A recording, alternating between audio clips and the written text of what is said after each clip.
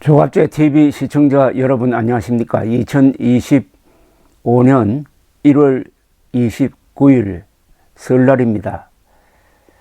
오늘 설날을 맞아서 우리 역사와 조상님들을 생각을 합니다.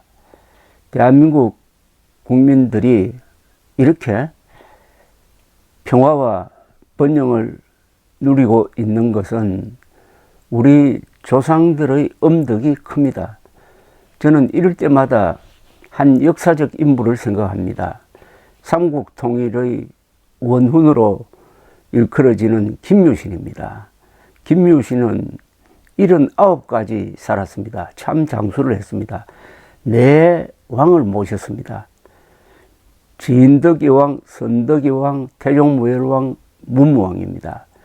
그리고 생전에 백제를 멸망시키고 고구려를 멸망시키고 그리고 당나라와 사생결단하는 7년 전쟁을 벌이고 있는 중에 돌아가셨고 그 전쟁을 승리로 마감해서 삼국통일을 완성한 사람은 문무왕입니다. 태종무열왕 김춘추, 김유신, 문무왕 김범민 이 세 분이 삼국통일의 원훈이고 삼국통일은 한반도의 민족통일국가를 만들었습니다. 우리가 지금은 분단되어 있지만은 언젠가는 통일하고 말 것이다 하는 것을 그 누구도 부정할 수 없는 이유는 우리 민족사의 대명제가 일민족 일국가인 것입니다. 한반도에는 정통성이 있는 국가 하나가 있어야 한다는 것입니다. 북한 노동당 정권은 정통성이 없습니다. 그들은 국민들을 노예로 취급을 하고 있습니다. 대한민국에서는 존엄한 존재가 5천만 명이라면 북한에는 존엄한 존재는 한 사람이고 나머지는 모조리 노예 생활을 하고 있습니다. 그래서 우리 헌법은 반드시 통일해야 된다는 의지를 담고 있습니다. 헌법 제1조는 대한민국은 민주공화국이다 라고 선언하고 있습니다. 헌법 제3조는 그 대한민국의 영토는 한반도와 그 부속도서로 한다. 그리하여 제4조 대한민국은 자유민주적 기본질서에 입각한 평화적 통일을 추진해야 한다고 되어 있습니다. 1조, 3조, 4조를 합치면은 북한 노동당 정권을 평화적으로 제거한 다음에 한반도 전체를 통일하여 다 자유와 번영을 누릴 수 있는 민족 통일국가로 재건하라는 명령이 거기에 들어 있는 것입니다. 윤석열 대통령이 지난해 12월 3일 일으킨 계엄 사태는 이 민족사의 흐름과 헌법의 명령을 정면으로 거부하는 것이었습니다. 김유신을 생각을 하면은 한마디 말이 생각납니다. 김유신의 자존심과 신라의 삼국통일을 주도했던 그 주체 세력의 높은 정신력을 보여주는 말이 생각납니다. 그러니까 서기 660년 소정방이 이끌고 온 13만의 당나라 군대와 김유신이 이끄는 5만 명의 신라 군대가 힘을 합쳐서 백제를 멸망시켰습니다. 그런데 그때 당나라는 딴 생각을 가지고 있었습니다.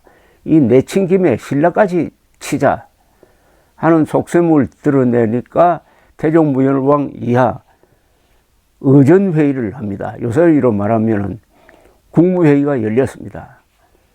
태종무열왕이 어떻게 하겠느냐라고 물으니까 그게 다미공이라는 사람이 이렇게 이야기를 합니다. 우리가 먼저 선제 공격을 합시다. 우리 군대를 당나라 군대로 위장시켜 가지고 먼저 칩시다. 이런 꾀를 냅니다. 그러니까 태종무열왕이 우리를 도와서 적을 멸하게 해준 부모와 같은 나라를 어떻게 그렇게 칠 수 있겠느냐 하니까 여기에 김유신이 이렇게 말한 게 삼국사기에 기록되어 있습니다. 삼국사기는 정사고 아주 정확한 기록으로 유명합니다. 김유신은 이렇게 말합니다. 개는 주인을 두려워하지만 그 주인이 개의 다리를 밟았을 때는 물어야 합니다. 우리가 환난을 당하여 어떻게 스스로를 구하지 않겠습니까? 라고 이야기합니다. 개는 주인을 두려워하지만 주인이 개의 다리를 밟으면 물어야 합니다. 이게 바로 신라의 자주정신이었습니다. 이게 김유신 등 그 시대의 주도 세력의 주체성이었습니다. 자존심, 주체성, 이 정신이 워낙 높았으므로 그 뒤에 대한민국이, 우리 한민족이 어려울 때가 있었지만 우리는 쓰러져서나 다시 일어나고 해서 지금 여기 와 있는 겁니다. 여기 와 있다는 것은 뭐냐? 대한민국은 7대 강국입니다. 저희 기준으로. 인구가 5천만 명 이상이고 1인당 국민소득이 3만 달러를 넘고 민주주의 하는 나라는 세계에서 7나라밖에 없습니다. 미국, 일본, 독일, 프랑스, 영국, 한국, 이탈리아입니다. 그런데 그 김유신 등 신라 지도부의 결사항전 의지를 확인한 소정방은 귀국합니다. 귀국할 때 의자왕 등 귀족들을 많이 붙들어 가지고 귀국해 가지고 지금의 서안, 당시는 장안으로 가서 당고종에게 귀국 보고를 합니다. 당시에 당고종은 사실은 그 부인인 척천무의 영향을 많이 받아가지고 어떻게 보면은 당나라의 최전성기를 누리고 있었습니다. 역대 중국 왕조 중에서 가장 강력했던 제국을 보통 당나라로 칩니다. 근데 그 당나라 중에서도 최전성기가 당태종, 당고종 시절입니다. 그런데 이 작은 신라는 당나라 힘을 이용해가지고 백제 고구려를 멸망시켜 삼국통일을 이룬 뒤에는 신라까지 먹으려고 하는 그 당과 싸워가지고 한반도를 보금자리로 지켜냅니다. 전성기의 최강대국의 최전성기의 당과 싸워서 오늘날의 이 한반도를 지켜낸 신라 통일의 원훈들에게 오늘 설을 맞아가지고 깊은 감사를 드리지 않을 수가 없습니다. 그래서 소정방이 귀국해가지고 당고종에게 인사를 하니까 당고종이 이렇게 이야기합니다. 수고 많았는데 하나 물어볼 게 있다. 왜 내친 김에 신라마저 치지 않았느냐라고 묻습니다. 거기에 대해서 소정방이 답합니다. 소정방은 당나라에서 최고의 장군이었습니다. 비유하면 미국의 메가더 사령관 같은 사람이었어요. 소정방이 이렇게 이야기합니다.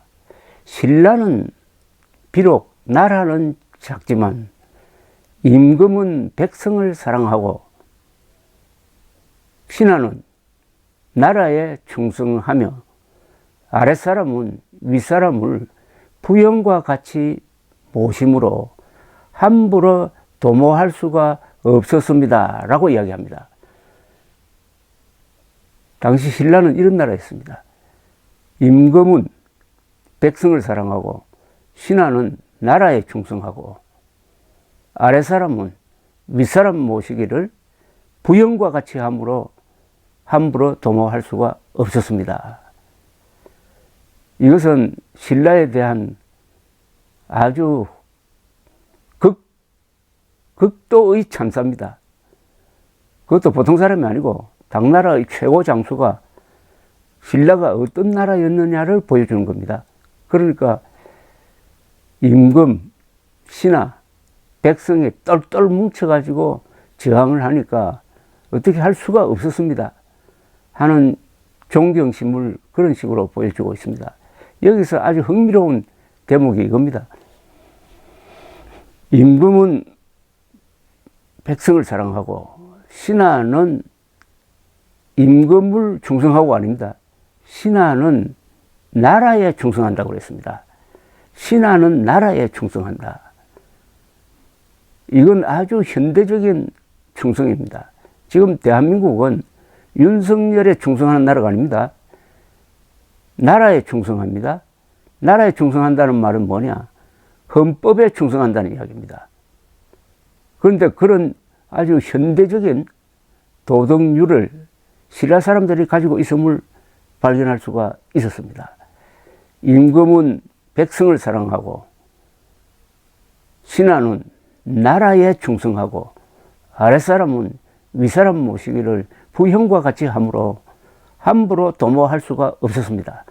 그런데 2023년, 2024년, 올해는 2025년 이런 시대를 살고 있는 21세기를 살고 있는 이 나라에서 어떻게 윤석열 대통령은 헌법을 정면으로 무시하고 비상계엄령을 선포했다가 이렇게 국가적 위기를 불러올 수가 있습니까? 그런 걸 할 때는 뭔가 앞뒤 좀 재보고 해야 되는 것 아닙니까?